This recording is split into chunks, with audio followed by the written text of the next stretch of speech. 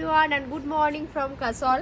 আর এত সুন্দর একটা ভিউ, কাসলে এসেছি আর এই ভিউ নিয়ে এই চা নিয়ে ভিডিও স্টার্ট করবো না সেটা তো হতেই পারে না। সেই জন্য ভাবলাম আজকে ভিডিওটা একটু অন্যরকমভাবে শুরু করি, তোমাদেরও ভালো লাগবে আর আমারও ভালো লাগবে সেটা করতে।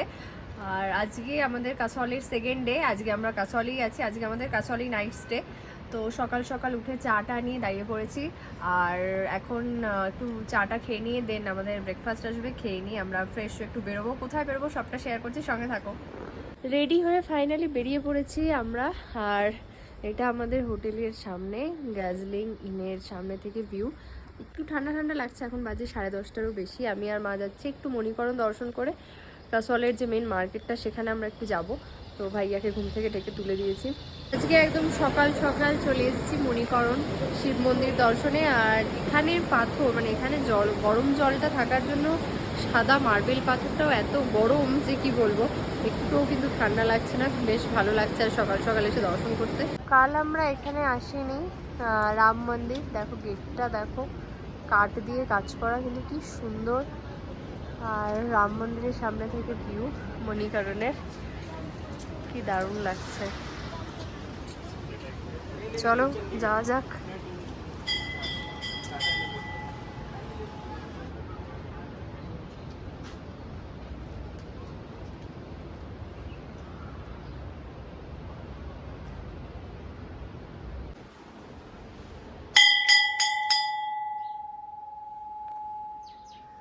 দেখো ভেতরটা কি সুন্দর না, এটা হচ্ছে মণিকরণ রাম মন্দির।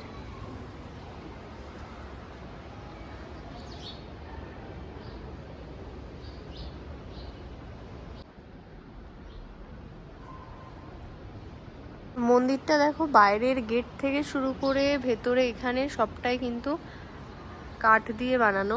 এই যে এখানে দেখছো দরজা, এগুলো কিন্তু সবই কাঠের বানানো, সেরকমই ভালো কাঠের বানানো, কারণ এখানে বৃষ্টি হয় বুঝতেই পারছো। তো তার মধ্যে এরকম থাকে, মানে কত সুন্দরভাবে বানানো। ওপরে একদম ওপরেও কিন্তু টপের যে ছাদ মতো করা আছে সেটাও কাঠ দিয়ে, খুব সুন্দর মন্দিরটা। এটা এর আগে আমরা আসিনি, এই প্রথমবার এলাম এই মন্দিরটায়। খুব ভালো লাগছে এবং এত সুন্দর ফাঁকা নিরিবিলি।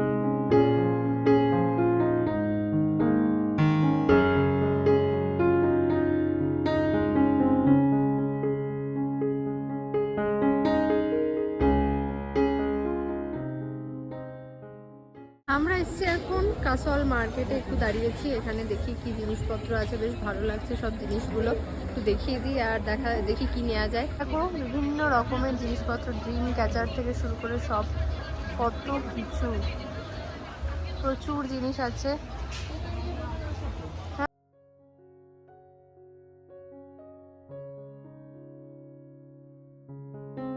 দেখো এর কিন্তু প্রচুর স্টক, সব কিছু পাবে এখানে একসাথে, অনেক কিছু রাখেও। মার্কেট থেকে বেরিয়ে সামনে এই ব্রিজ, যেখানে আমাদের বিজয় বিকি ভাইয়া দাঁড়িয়ে আছে, তার সামনে যাওয়ার জন্য। কি দারুণ না, ব্রিজের ওপর সবাই বসেও আছে, কি দারুণ লাগছে। একদম মানে সিনারির মতো সুন্দর একটা জায়গা, মানে ছবির মতো সুন্দর পাহাড়। কিন্তু একটা নেচার পার্ক আছে, যেটার ভেতরে আমরা একটু ঘুরে আসি। চলো দেখো, এটা হচ্ছে কাসল নেচার পার্ক। দেখো কি সুন্দর, মানে সত্যি দেখে মনে হচ্ছে একদম ছবির মতো। চলো, পার্কের মধ্যেও কিন্তু ক্যাফেটেরিয়া, ট্রি হাউস, এটা ট্রি হাউস মাচেন যেটা বানানো আছে, রিভার সাইড আছে এদিকে, kids zone and walking trail. 60 rupees per person, sorry 30 rupees per person কিন্তু এখানকার এন্ট্রি ফি। আর এটা দেখে নাও, নেচার পার্ক ইন কাসল।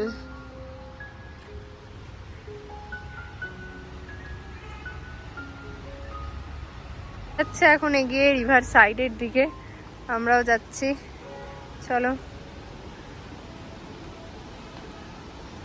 সাদা গোলাপ ফুটে আছে দেখো পেছনে।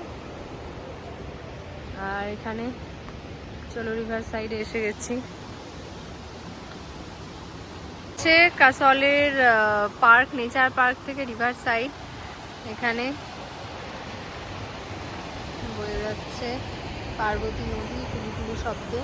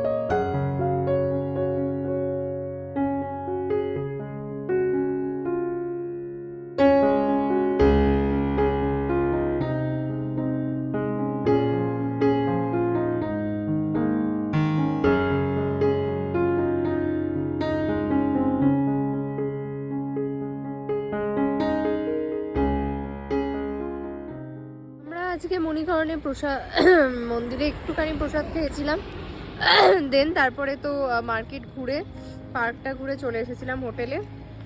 তারপর এখানে এসে হালকা লাঞ্চ করেছি, যেহেতু দিদি যায়নি। একটা আমরা ভেজ পোলাও ও অমলেট নিয়েছিল, তো ভেজ পোলাওটা অনেকটা ছিল কোয়ান্টিটিতে, 3 জনের খুব ভালোভাবে হয়ে গেছে। দেন এখন আমরা বেরিয়েছি আবার, এখন হোটেলের সামনেই দাঁড়িয়ে আছি, তো একটু শ্যুট টুট করবে। দেন আমরা আবার কালকের ওই যে সাইডটায় গেছিলাম রিভার সাইডটায় যাব। আমি এটা লাগিয়ে নিলাম কারণ হাওয়াটা প্রচণ্ড দিচ্ছে আর আমার একটুতেই ঠান্ডাটা লেগে যায় সেই জন্য। তো চলো এখানে কিছু একটু দেখিয়ে দিই, রাস্তাটা কালকেও দেখিয়েছি, এখানে একটু শ্যুট টুট করবো, মানে কয়েকটা ভিডিও টিডিও রিল টিল বানাবো। দেন আমরা চলে যাব নদীর পাড়টায়।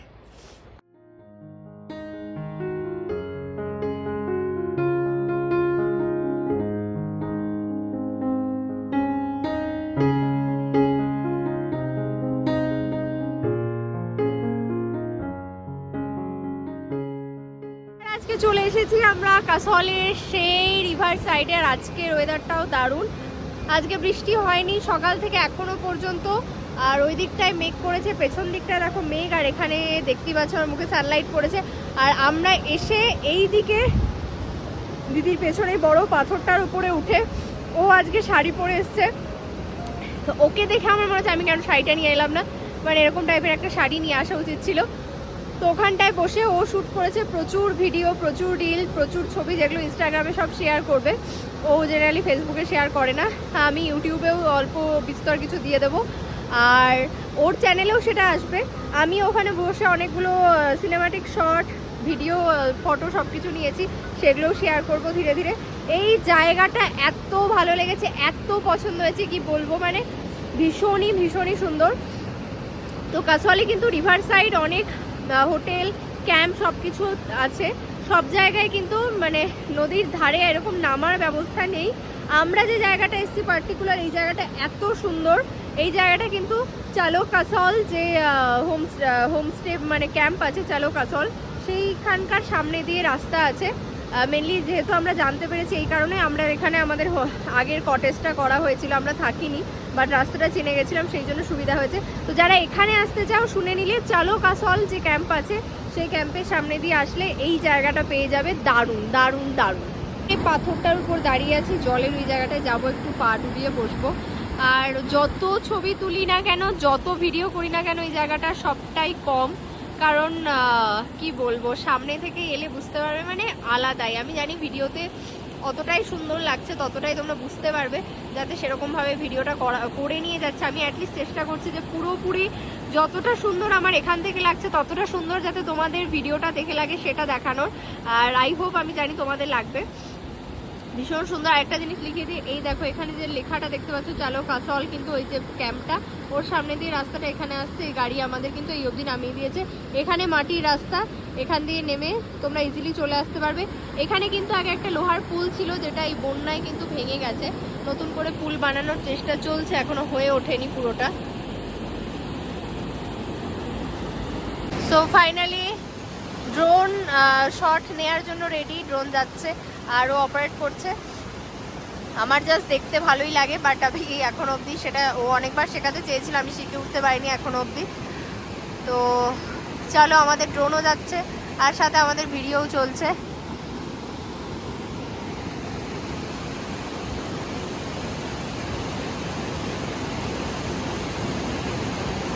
এখানে কিন্তু ডান দিকে গাছ আছে যেহেতু, আর এখানে পাখি টাকি সেরকম নেই, তো জলের ওপর দিয়ে নিতে আশা করি কোনো অসুবিধা হবে বলে না, মানে হবে না। আর ডান দিকে গাছ টাছের দিকে গেলে একটু সাবধান, পাখি টাকি ওই দিকটাতেই আছে।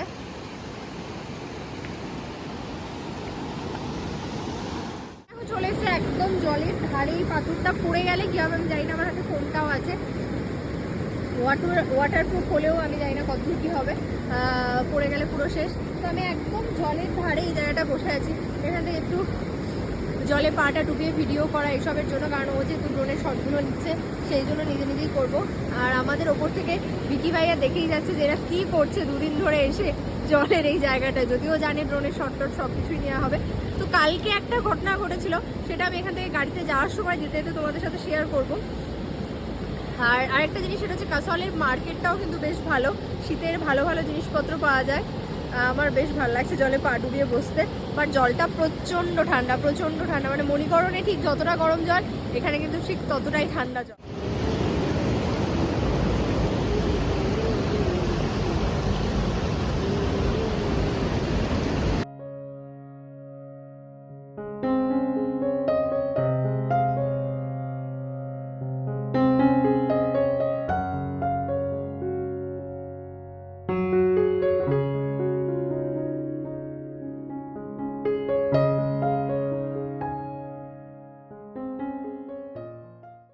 বসে এত ভালো লাগছে কি বলবো, মনে হচ্ছে যে পুরো দিনটা এখানে বসেই কেটে যাক, একদম বসে থাকি।